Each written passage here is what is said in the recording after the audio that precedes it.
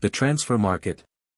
It's basically a battlefield, and it looks like Arsenal might have just pulled off a major coup. Victor Gyokeres, Sporting Lisbon's goal machine, has been on pretty much every big club's shopping list.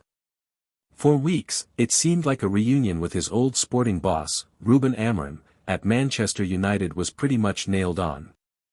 But, in a classic transfer twist, word is that Gyokeres now has his sights set on North London, with Arsenal. So, why the sudden change of heart? What's making the Emirates the place to be? The Gyokeres phenomenon. Alright, let's back up a second. Victor Gyokeres isn't your average striker. The Swedish international has been absolutely on fire for Sporting CP. Get this, during the 2024-25 season, he banged in an incredible 54 goals in 52 games in all competitions. 54. You don't score that many goals without turning heads, so it's no shocker that Europe's big guns, Arsenal and Manchester United included, were sniffing around. His blend of power, pace, and deadly finishing made him one of the hottest properties this summer. The Amorim Manchester United angle, what we all thought would happen. When Ruben Amorim got the Manchester United job, everyone started connecting the dots. A manager who knows Gyokeres inside out, having coached him during that amazing spell at Sporting. And United? They were desperate for a reliable goalscorer after a pretty rough 2024-25 season. So, it all made sense. Early reports even hinted that Gyokeres might have told Amorim he was up for a move to Old Trafford. For a good while, it felt like it was just a matter of time, the logical next step for both of them. The Arsenal gambit, so, why the Gunners? So, what flipped the script? Why is Arsenal suddenly the frontrunner for Gyokeres? Well, a few things seem to be swaying it. First off, Arsenal can offer Champions League football, something Manchester United can't right now. That's a huge deal for any player at the top of their game. Then there's Mikel Arteta's project at Arsenal, it's hard to ignore.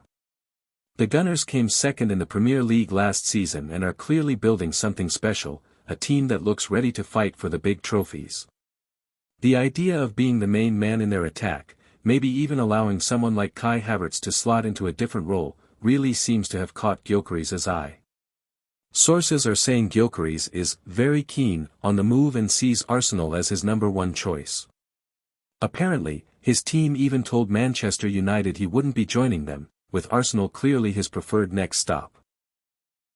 Sporting stance and the transfer tug-of-war. Now, this whole transfer hasn't been simple. Adding to the spice is Sporting Lisbon's side of the story. Initially, there was talk of a gentleman's agreement that might let Gyokeres go for about £59 to £60 million. But Sporting's president, Frederico Varandas, came out and squashed those rumors, saying no such deal existed and they'd be looking for something much closer to his reported €100 million release clause, or at least €70 to €80 million. This change apparently really annoyed Gyokeres and his people. Arsenal did put in an opening bid, thought to be around €55 million plus some add-ons, but Sporting turned it down. Some say Arsenal then offered something like €70 million, but Sporting wouldn't budge from their higher price. This standoff has reportedly led to Arsenal pausing their chase for now. They're not willing to be ripped off and are looking at other strikers like Benjamin Sesko and Ollie Watkins. Gyokeres himself actually broke his silence amidst all this, posting on social media that a lot of the talk was false and he'd speak up when the time was right. Conclusion.